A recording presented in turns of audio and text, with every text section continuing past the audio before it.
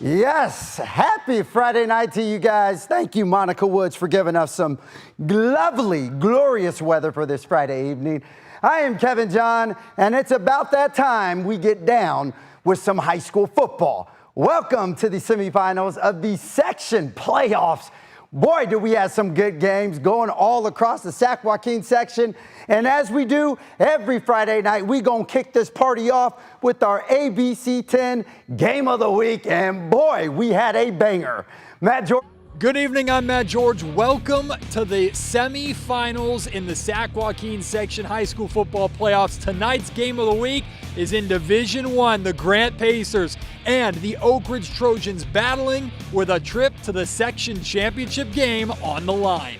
You talk about two absolutely iconic programs in the Sac-Joaquin section. Every time the Grant Pacers and Oak Ridge Trojans meet, something special is bound to happen. This game tonight was no different. Only one team can win and punch their ticket to the Division I section title game at Hughes Stadium next week. The question is, will it be Carl Reed's Pacers or Casey Taylor's Trojans? To all my football fans out there that love defense, this was the game for you. Opening drive for Grant, running back Malachi Laverne breaks loose for a big run, but the ball is poked out of his arms for a fumble. Senior captain Jason Womack falls on it for Oak Ridge, who has relied on their incredible defense to win them games all season long.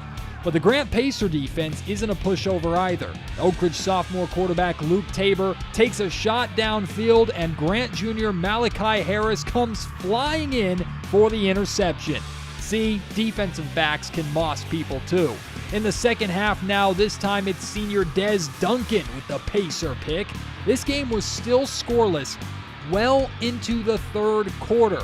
But finally, the Trojans started moving the ball. Senior Tyler Andujar breaks out for a huge run, putting a team in the red zone for the first time in the game.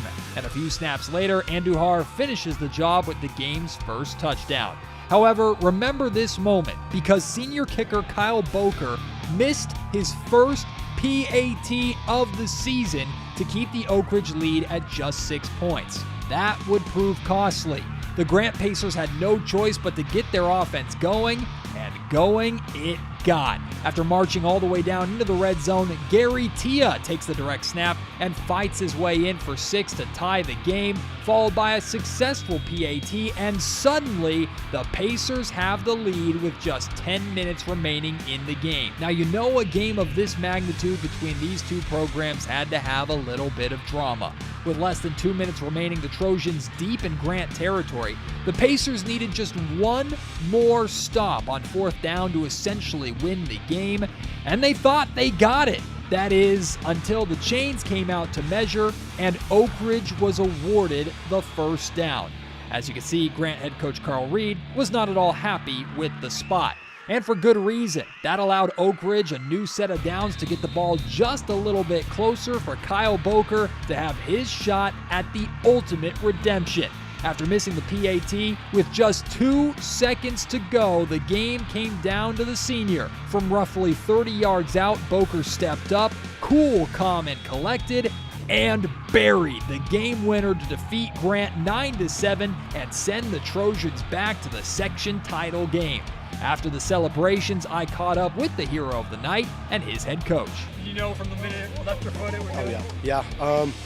I don't think many people know, but when you get contact as a kicker, you'll know if it's right down the middle, if it's short, or whatever. You kind of just know if you've been out there long enough. He's awesome. Like I said, he's my TA in school too, so we're always talking. I got tremendous comment. I'll let him babysit my kids. You know what I'm saying? He's that good.